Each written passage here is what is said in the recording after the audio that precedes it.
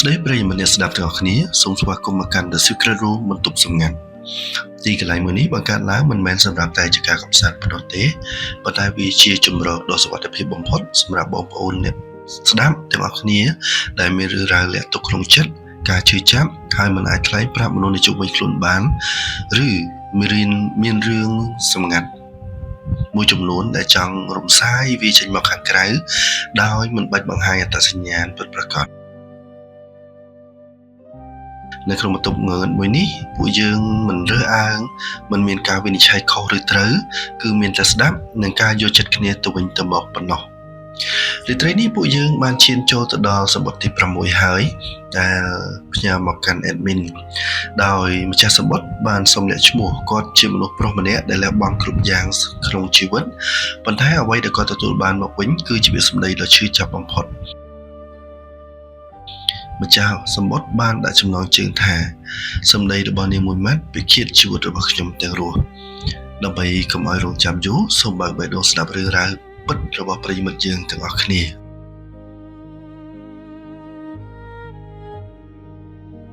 ជំរាបសួរ admin និងមិត្តអ្នកស្ដាប់នៃបន្ទប់សម្ងាត់ទាំងអស់គ្នាថ្ងៃនេះខ្ញុំសូមខ្ចីកន្លែងមួយនេះដែលខ្ញុំគិតថាជាកន្លែងសុវត្ថិភាពដើម្បីទម្លាយរឿងរ៉ាវដែលខ្ញុំលាក់ទុកក្នុងចិត្តជាច្រើនឆ្នាំរឿងដែលធ្វើឲ្យមនុស្សប្រុសម្នាក់ធ្លាប់តែមានមហិច្ឆតាមានស្នាមញញឹមคล้ายជាមនុស្សដែលរស់នៅគ្រាន់តែដើម្បីដកដង្ហើមរស់ទាំងគ្មានព្រលឹងរឿងរ៉ាវរបស់ខ្ញុំវាចាប់ផ្ដើមពីពាក្យសម្ដីមួយម៉ាត់គឺជាពាក្យដែលពិឃាតជីវិតខ្ញុំទាំងរស់ខ្ញុំនឹងនាងខ្ញុំសូមដាក់ឈ្មោះនារីម្នាក់នោះថាជានារីយើងជាមិត្តរួមថ្នាក់កាលពីសម័យរៀនមហាវិទ្យាល័យនារីជាក្មេងស្រីម្នាក់ដែលពោរពេញដោយថាមពលមានភាពស្រស់ស្អាតនិងមានមន្តស្នេហ៍ចំណែកខ្ញុំជាក្មេងប្រុសមកពីខេត្តម្នាក់ដែលមកតស៊ូនៅភ្នំពេញគ្មានខ្សែស្រឡាយគ្មានលុយកាក់មានតែការខិតខំប្រឹងប្រែងនិងចិត្តមួយដែលស្មោះត្រង់ខ្ញុំបានលួចស្រឡាញ់នាង3ឆ្នាំគឺចាប់តាំងពីឆ្នាំទី1ដែលខ្ញុំដើរតួជាអ្នកការពារជាអ្នកចាំជួយនាងគ្រប់រឿងមិនថារឿងរៀនរឿងផ្ទាល់ខ្លួនឬសូម្បីតែពេលនាងខូចចិត្តដោយសារតែស្នេហារបស់នាងជាមួយអ្នកផ្សេងខ្ញុំសូមចិត្តធ្វើជាស្រមោលឲ្យតែបានឃើញនាងមានសេចក្តីសុខរហូតដល់ថ្ងៃមួយក្រោយពេលបញ្ចប់ការសិក្សានារីបានបាត់បង់ស្នេហាជាមួយសង្សារចាស់របស់នាងយ៉ាងធ្ងន់ធ្ងរនាងបានមកយំលើស្មារបស់ខ្ញុំយំឡើងសាមអាវខ្ញុំពេលនោះហើយដែលខ្ញុំសម្រេចចិត្តលួងលោមនាងហើយប្រាប់ពីអារម្មណ៍ពិតរបស់ខ្ញុំចាំបានថានាងមើលមុខខ្ញុំទាំងទឹកភ្នែកហើយនាងងក់ក្បាលព្រមទទួលយកក្តីស្រឡាញ់របស់ខ្ញុំនាទីនោះខ្ញុំមានអារម្មណ៍ថាខ្ញុំជាមនុស្សប្រុសដែលមានសុភមង្គលបំផុតនៅលើโลกខ្ញុំបានសន្យានឹងខ្លួនឯងថាបើទោះជាត្រូវហត់នឿយប៉ុណ្ណាត្រូវលះបង់អ្វីគ្រប់យ៉ាងក៏ខ្ញុំត្រូវតែផ្ដល់ជីវិតដ៏ល្អបំផុតមួយជូននាងដែរក្រោយពីតាក់ទងគ្នាបាន2ឆ្នាំក្រោយមកយើងក៏សម្រេចចិត្តរស់នៅក្រោមដំបូលផ្ទះជួលជាមួយគ្នាដើម្បីសន្សំលុយទុករៀបការងាររបស់ខ្ញុំជាបុគ្គលិកក្រុមហ៊ុនឯកជនមួយប្រាក់ខែមិនសូវជាច្រើនទេតែដើម្បីនារីខ្ញុំមិនដែលរអ៊ូឡើយជារៀងរាល់ថ្ងៃខ្ញុំត្រូវក្រោកម៉ោង5ព្រឹកដើម្បីរៀបចំអាហារឲ្យនាងជូននាងទៅធ្វើការរួចក៏ប្រញាប់ទៅធ្វើការខ្លួនឯងលុះល្ងាចឡើងក្រោយពេលចេញពីការងារម៉ោង5ខ្ញុំមិនដែលបានដើរលេងជាមួយមិត្តភ័ក្តិឬមានពេលសប្បាយសម្រាប់ផ្ទាល់ខ្លួនឡើយខ្ញុំយកម៉ោងនេះមកធ្វើការងារក្រៅម៉ោងឬហៅថា part time ជាអ្នកដឹកអីវ៉ាន់និងធ្វើការ freelance បន្តិចបន្តួចរហូតដល់ម៉ោង11ឬ12យប់ទើបខ្ញុំចូលផ្ទះប្រាក់ខែរបស់ខ្ញុំ 80% គឺប្រគល់ឲ្យនាងទាំងអស់សម្រាប់ទិញកាតា brand សម្លៀកបំពាក់ស្អាតៗនិងគ្រឿងសម្អាងដើម្បីឲ្យនាងចុះចូលចំណោមក្នុងសង្គម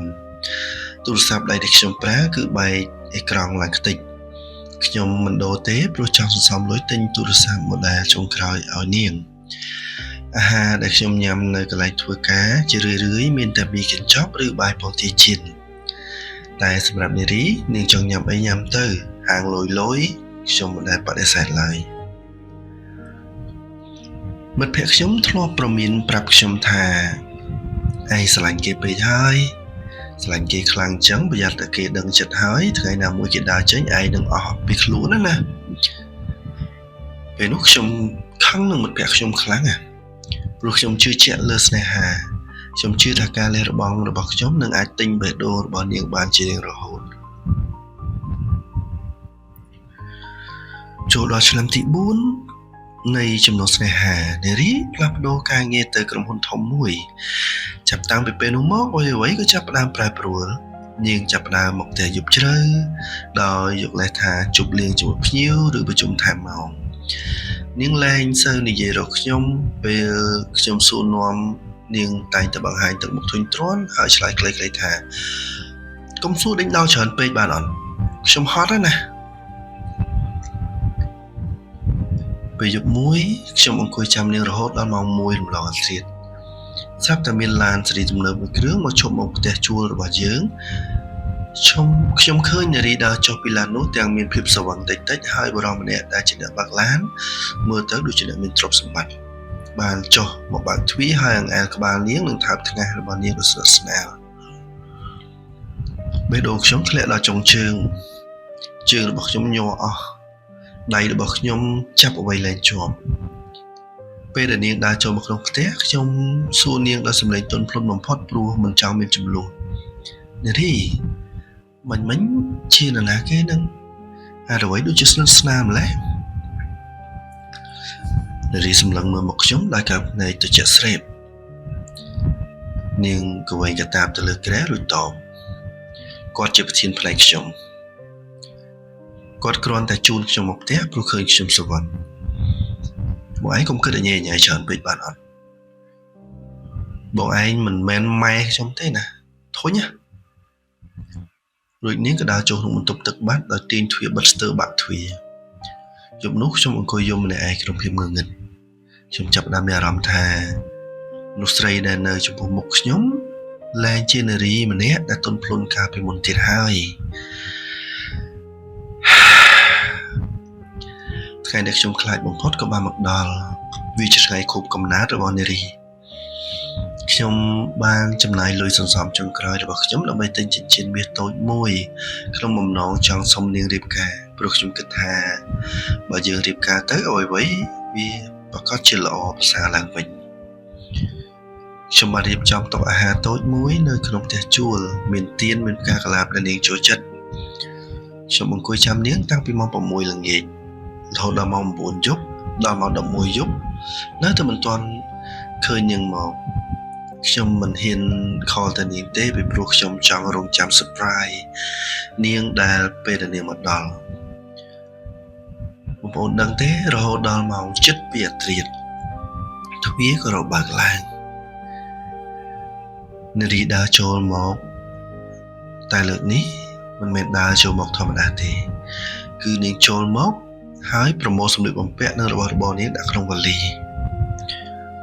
ខ្ញុំស្រន់ស្លោខ្លាំងណាស់ខ្ញុំរត់ទៅចាប់ដៃនាងទាំងទឹកភ្នែកហូរជោគថ្ពាល់នារីបងធ្វើអីហ្នឹងបងធ្វើខុសអីមែនប្រាប់បងមកបងអាចកែប្រែគ្រប់យ៉ាងដើម្បីអូនមើលចុះនេះកាដូបងទិញជូនអូននេះខ្ញុំក៏ដកចិញ្ចៀនបង្ហាញនាងប៉ុន្តែនារីមិនសម្លឹងមើលប្រអប់ចិញ្ចៀននោះថែមទាំងក្រវាសដៃចេញយ៉ាងដាច់អហង្ការនាងសម្លឹងមើលមកខ្ញុំចំភ្នែកដោយការភ្នែកពោពេញដោយភាពមើលងាយនិងសោកខ្ពើម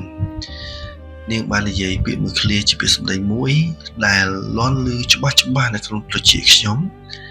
ហើយវាជាពាក្យដែលសម្លាប់ព្រលឹងនៃក្តីស្រឡាញ់របស់ខ្ញុំរហូតមកដល់ថ្ងៃនេះនាងបានស្រែកដាក់មុខខ្ញុំថាឈប់ធ្វើខ្លួនដែលគួរឲ្យចង់ក្អួតណា5ឆ្នាំបងឯងធ្វើខ្ញុំអីបានខ្លះហើយក្រៅពីផ្ទះជួលប៉ុនសវក្តាមម៉ូតូក៏ចាស់មួយគ្រឿងនៅជាមួយមនុស្សដូចបងឯងគ្មានអនាគតទេ រស់នៅជាមួយបងឯងធ្វើខ្ញុំខ្មាស់គេស្ទើរតែស្លាប់ហើយជាតិភក់ជ្រាំដោយបងឯងកុំចង់មកលោកឡំជាមួយមាសដូចខ្ញុំ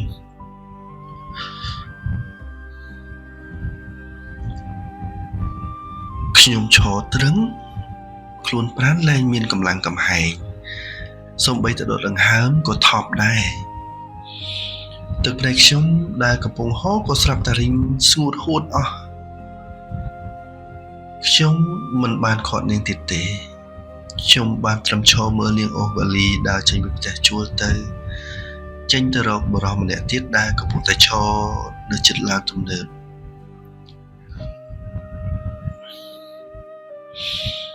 ចាប់តាំងពីថ្ងៃនោះមក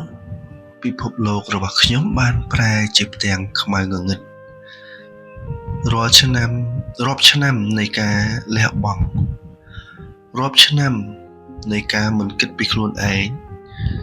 ត្រូវបានដងមកវិញដោយពាក្យថាគួរឲ្យចង់ក្អួតនិងជាតិភក់ជ្រាំបច្ចុប្បន្ននេះខ្ញុំរស់នៅដូចជាលែងស្គាល់ថាអ្វីជាស្នាមញញឹមពិតប្រាកដហើយពេលវេលាកន្លងមកយូរដែរប៉ុន្តែខ្ញុំមានអារម្មណ៍ថាដួងចិត្តរបស់ខ្ញុំដូចជាមិនទាន់ជាសះសោះខ្ញុំលែងហ៊ានបើកចិត្តស្រឡាញ់អ្នកណាហើយក៏លែងហ៊ានរំពឹងលើអ្វីទាំងអស់នៅក្នុងជីវិតនេះរាល់ពេលដែលខ្ញុំឆ្លុះកញ្ចក់ពាក្យសម្ដីរបស់នាងតែងតែលាន់ឮឡើងវិញក្នុងខួរក្បាលរបស់ខ្ញុំជានិច្ចវាដូចជានៅថ្មីហើយវាជាស្រមោលអន្ទោលតាមប្រាណតាមធ្វើបាបចិត្តខ្ញុំគ្រប់វិនាទីពាក្យសម្ដីរបស់មនុស្សម្នាក់ដែលយើងស្រឡាញ់បំផុតវាមានឥទ្ធិពលខ្លាំងណាស់វាអាចលើកយើងឲ្យហោះទៅដល់លើមេឃហើយវាក៏អាចពិឃាតជីវិតរបស់យើងទាំងរស់បានដែរសូមអរគុណ admin និងអ្នកស្ដាប់ទាំងអស់ដែលបានចំណាយពេលស្ដាប់រឿងរ៉ាវពីដួងចិត្តខ្ទេចខ្ទាំរបស់ខ្ញុំមួយនេះពីខ្ញុំមនុស្សប្រុសដែលស្លាប់បាត់ព្រលឹងនៃក្តីស្រឡាញ់បាទមិនអ្នកស្ដាប់ទាំងអស់គ្នានេះគឺជាសម្បត្តិទី6ពីប្រុសម្នាក់ដែលមានបេះដូងខ្ទេចខ្ទាំហើយព្រលឹងរបស់គាត់បានស្លាប់ទាំងរស់ដោយសារតែពាក្យសម្ដីមើលងាយរបស់មនុស្សស្រីដែលខ្លួនស្រឡាញ់បំផុតហើយនឹងលះបង់ជូននាងគ្រប់យ៉ាងពេលខ្លះមនុស្សយើងពិតជាមើលរំលងឥទ្ធិពលនៃពាក្យសម្ដីខ្លាំងណាពាក្យសម្ដីខ្លះអ្នកនិយាយប្រហែលជានិយាយរួចហើយក៏ភ្លេចបាត់ទៅក្នុងរយៈពេលតែប្រហែលវិនាទីប៉ុន្តែសម្រាប់អ្នកស្ដាប់វាជាដំបៅវាជាកំបិតចាក់ទម្លុះបេះដូងនិងដិតជាប់ក្នុងខួរក្បាលហើយពេលខ្លះពាក្យសម្ដីតែមួយម៉ាត់អាចបំផ្លាញជីវិតរបស់គេអស់មួយជីវិតក៏មានដែរការដែលយើងមិនមានលុយកាក់ក្រាស់ក្រែលឬជីវិតធូរធារវាមិនមែនជាកំហុសទេតែអ្វីដែលខុសគឺជាការដែលយើងស្រឡាញ់គេពេករហូតដល់ភ្លេចឲ្យតម្លៃខ្លួនឯងនិងភ្លេចស្រឡាញ់មើលថែខ្លួនឯងហើយមានសង្ឃឹមថាម្ចាស់សម្បត្តិទី6នេះប្រសិនបើបានស្ដាប់វីដេអូនេះហើយសូមអ្នកដឹងថា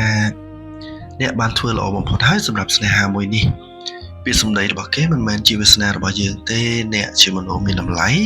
ហើយសមនឹងទទួលបានមនុស្សដែលមើលឃើញតម្លៃនៃការលះបង់របស់អ្នកចុះប្រិយមិត្តអ្នកស្ដាប់ទាំងអស់គ្នាវិញយល់យ៉ាងណាដែរចំពោះរឿងរ៉ាវមួយនេះតើអ្នកធ្លាប់រងគ្រោះដោយសារតែពាក្យសម្ដីរបស់នរណាម្នាក់ដែរឬទេសូមបញ្ចេញមតិយោបល់នៅក្នុងប្រអប់ comment ខាងក្រោមវីដេអូនេះដើម្បីជជែកគ្នានិងផ្ដល់កម្លាំងចិត្តដល់ម្ចាស់សម្បត្តិផងហើយសម្រាប់អ្នកស្ដាប់ដែលមានរឿងរ៉ាវសម្ងាត់ចង់ផ្ញើមកកាន់ admin ដូចជាម្ចាស់សម្បត្តិនេះដែរអ្នកអាចផ្ញើសារមកកាន់ admin តាមរយៈ link Google Form ឬក៏ចូលទៅក្នុង group Telegram channel ហើយផ្ញើសារដោយផ្ទាល់មកកាន់ admin ក៏បានហើយយើងនឹងលាក់ការសម្ងាត់ជូនអ្នកទាំងគ្នា 100% ដែលមាននៅក្នុង description នៅខាងក្រោមនេះសូមអរគុណសម្រាប់ការតាមដានស្ដាប់តាំងពីដើមរហូតដល់ចប់សូមកុំភ្លេចចុច like share និង subscribe channel The Secret Room បន្ទប់សម្ងាត់ម្នាក់មួយផងដែរសម្រាប់រាត្រីនេះ admin សូមជូនពរអ្នកទាំងគ្នាទាំងអស់បានគេងលក់សុបិនល្អជម្រាបលា